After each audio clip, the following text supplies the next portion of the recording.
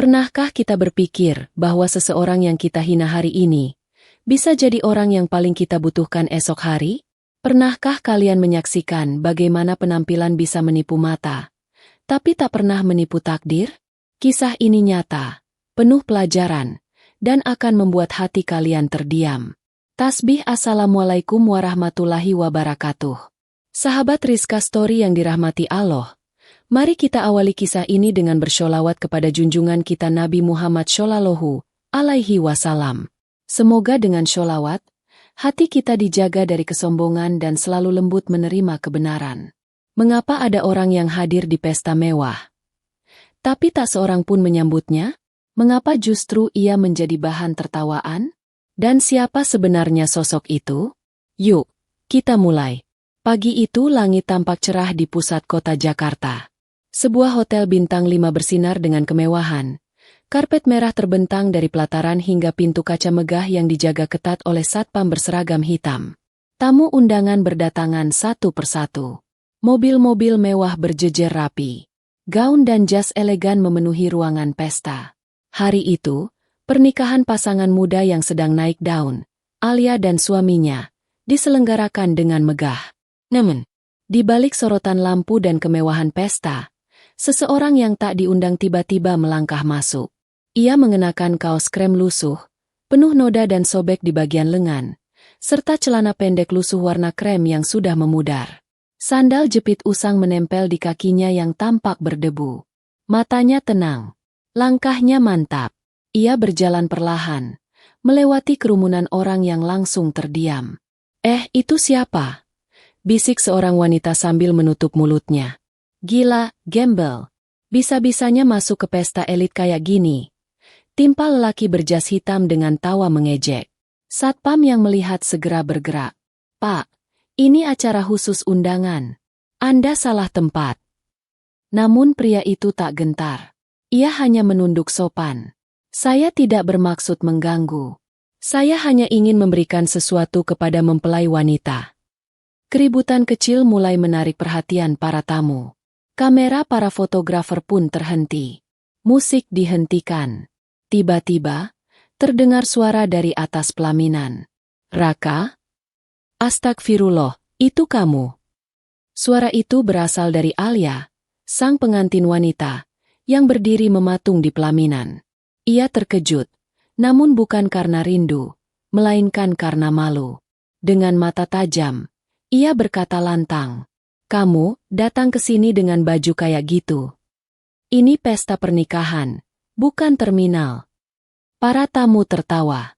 Beberapa bahkan mengangkat ponsel, merekam suasana memalukan itu. Tapi pria itu tetap tenang.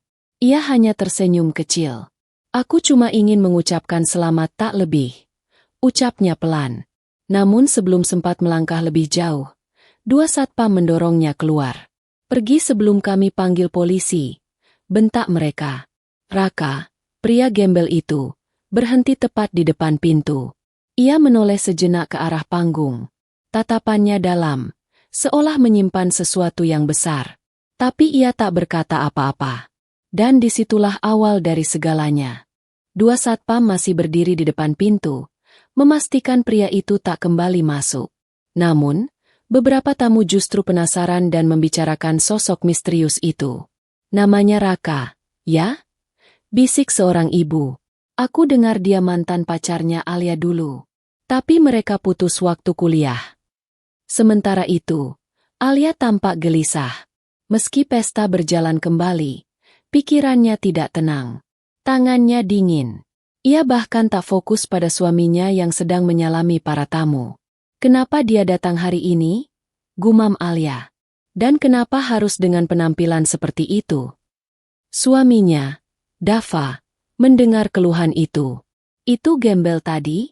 Kalau aku tahu dia mantanmu, udah dari tadi aku suruh satpam seret keluar." Alia tersenyum hambar. Dulu dia memang miskin. Bahkan waktu kuliah, dia kerja serabutan buat bayar semesteran.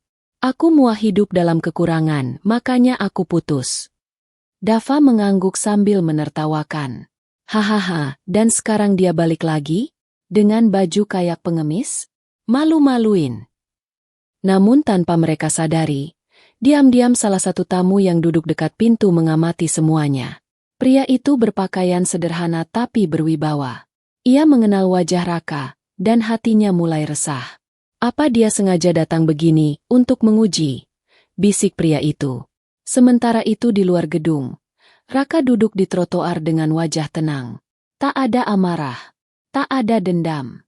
Hanya tatapan kosong ke arah langit Jakarta yang mendung. Dari saku kecil tas kumalnya, ia mengeluarkan sebuah foto tua, gambar Alia tersenyum bersamanya di bangku kuliah dulu. Alia, kamu lupa siapa yang dulu bantu kamu bayar skripsi? Siapa yang temani kamu waktu orang tuamu sakit? Tak apa, hari ini kamu hina aku. Tapi bukan itu tujuan aku datang. Tepat saat itu, sebuah mobil hitam berhenti di pinggir jalan. Seorang pria mengenakan jas rapi turun dari kursi sopir dan berlari kecil menghampiri Raka. Pak Raka, maaf saya terlambat. Katanya sopan. Sudah siap semuanya? Tanya Raka singkat. Siap, Pak. Mobil hadiah dan koper uang sudah standby di belakang gedung sesuai perintah. Raka tersenyum kecil. Baik, kita tunggu waktu yang tepat. Hari ini, bukan untuk membalas, tapi untuk menyadarkan. Pria sopir itu menunduk hormat. Siap, Pak Direktur. Raka berdiri pelan, mengibaskan sedikit debu dari celana lusuhnya. Lalu ia berjalan kembali, menuju pintu hotel. Namun kali ini, bukan sekadar sebagai tamu tak diundang. Pintu megah hotel itu terbuka kembali. Semua mata sontak memandang ke arah pria yang tadi telah diusir. Ia kembali masuk, dengan langkah yang sama sederhana, tenang, namun kali ini tidak sendirian. Di belakangnya, tampak dua orang bersetelan rapi mengikuti. Salah satu dari mereka membawa koper besar hitam, dan satunya lagi menenteng kotak persegi panjang berlapis kain bludru. Itu, dia datang lagi. Apa dia gak kapok? Suara-suara sumbang kembali terdengar. Beberapa tamu berdiri dari kursi, menatap heran. Bahkan kameramen dan panitia mulai panik. Dava, mempelai pria, berdiri dengan emosi yang tak tertahan. Saya sudah bilang, jangan biarkan gembel ini masuk. Serunya ke arah satpam. Namun sebelum satpam bergerak, Raka mengangkat tangannya. Ia berbicara dengan suara tenang, tapi cukup keras untuk membuat ruangan itu diam. Saya mohon 1 menit saja. Tidak lebih. Semua mata terpaku. Bahkan musik pesta yang sempat dimainkan kembali, langsung dihentikan. Alia berdiri dari kursi pelaminan. Raka, tolong, jangan bikin malu aku. Kamu sudah cukup mempermalukan dirimu sendiri. Raka memandangi Alia sejenak, lalu tersenyum. Dulu, aku memang miskin, Alia. Tapi bukan berarti aku hina. Dan hari ini aku datang bukan untuk mempermalukanmu. Aku datang membawa hadiah. Sontak ruangan menjadi hening. Raka lalu memberi isyarat kepada asistennya. Kotak persegi panjang diserahkan ke petugas panggung. Saat dibuka, semua tamu terpaku. Di dalamnya adalah kunci mobil Alphard terbaru, lengkap dengan sertifikat dan surat resmi atas nama Alia dan Dava. Mobil ini, kata Raka tenang, adalah hadiahku untuk kalian. Semoga bisa membawa berkah dalam rumah tangga kalian. Beberapa tamu langsung bersorak. Namun itu belum selesai. Asisten yang lain membuka koper dan tampaklah tumpukan uang tunai puluhan juta rupiah, tersusun rapi dan terhitung resmi dari bank. Dan ini, lanjut Raka, sejumlah uang tunai yang semoga cukup untuk bulan madu kemanapun kalian mau. Alia terdiam. Dava tercengang. Seseorang dari tamu tak bisa menahan diri dan bertanya, siapa kamu sebenarnya? Raka menoleh pelan. Aku Raka, pemilik utama tambang batu bara di Kalimantan Timur. Hari ini aku datang bukan untuk dipandang, tapi untuk mengingatkan bahwa penampilan bukan ukuran nilai seseorang. Semua tamu menunduk. Beberapa menangis. Dan Alia terpaku kaku di pelaminan. Ruangan itu membisu. Tak ada suara selain desahan kaget dan lirih gumam dari tamu yang kini mulai menyadari siapa pria yang berdiri dengan kaos robek dan sandal usang itu. Dava perlahan duduk kembali. tak mampu berkata apapun. Sementara Alia, wajahnya pucat, tangannya gemetar. Bibirnya mencoba menyusun kata, namun tenggorokannya kering. Raka, bisiknya, nyaris tak terdengar. Kenapa kamu melakukan ini? Raka menatap ke arah Alia. Matanya tenang. Tak ada kebencian. Aku datang karena ingin mengucapkan selamat. Bukan dendam. Bukan untuk balas hinaan. Karena kebahagiaan seseorang tak akan lengkap kalau masih menyimpan amarah. Alia menunduk. Ia teringat masa-masa kuliah. Saat mereka sama-sama berjuang. Raka yang selalu membantunya mengerjakan tugas. Raka yang membelikan obat ketika ia sakit. Raka yang bahkan menjual motor bututnya demi membayar biaya sidang skripsi Alia. Tapi semua itu ia lupakan demi pria kaya yang kini duduk di sampingnya. Tamu-tamu yang tadi tertawa kini mulai menunduk malu. Beberapa bahkan berdiri mendekat ke arah Raka, mencoba berjabat tangan. Tapi Raka menolaknya halus. Saya bukan orang penting, katanya pelan. Saya hanya seseorang yang dulu pernah jatuh dan tahu rasanya dihina. Salah satu fotografer bahkan diam-diam menghapus air mata. Satpam yang tadi mendorong Raka kini berdiri kaku, malu sendiri. Bahkan manajer hotel sempat mendekat dan meminta maaf dengan suara lirih. Namun Raka mengangkat tangannya. Jangan salahkan mereka. Mereka hanya menjalankan tugas, menilai orang dari tampilan adalah kebiasaan yang diajarkan zaman ini. Alia tak bisa menahan air matanya lagi. Ia berdiri dari pelaminan, berjalan tertatih ke arah Raka, lalu berlutut di hadapannya. Maafkan aku, Raka, katanya sambil menangis. Selama ini aku hanya menilai dari uang. Aku salah menilai kamu. Aku kejam. Semua mata memandang. Tak ada yang menyangka seorang pengantin wanita berlutut di hadapan pria yang barusan mereka hina sebagai gembel. Raka membungkuk, mengangkat Alia perlahan. Ia menatapnya dengan lembut. Jangan menangis. Alia, pilihanmu sudah benar. Kau memilih pria yang kau rasa layak. Dan sekarang kau sudah menjadi istri orang. Hargailah itu. Alia semakin menangis. Namun Raka menoleh ke arah Dava. Wajah Dava menegang. Kamu suaminya sekarang. Jagalah dia. Jangan ulangi kesalahan yang pernah aku buat, membiarkan dia merasa tidak cukup. Kemudian, tanpa menunggu jawaban siapapun, Raka berbalik. Langkahnya mantap, meninggalkan pelaminan, meninggalkan luka lama yang telah ia maafkan sendiri. Langkah kaki Raka menggema di lantai marmer aula pernikahan itu. Tak ada satupun tamu yang berani berkata apa-apa. Sosok yang mereka kira gembel, kini menjadi simbol kehormatan yang tak terbantahkan. Pintu kaca hotel terbuka perlahan saat Raka keluar. Dari kejauhan, terlihat sebuah mobil hitam mewah sudah terparkir. Supirnya turun dan membuka pintu belakang. Namun Raka tidak langsung masuk.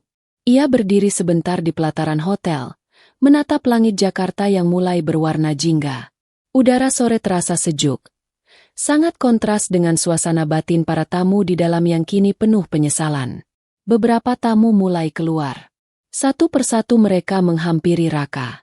Bukan lagi dengan cemoohan, tapi dengan rasa hormat. Pak Raka, mohon maaf atas perlakuan kami tadi, ucap seorang pria parubaya. Kami benar-benar malu. Kami tak tahu siapa bapak sebenarnya. Raka mengangguk ringan.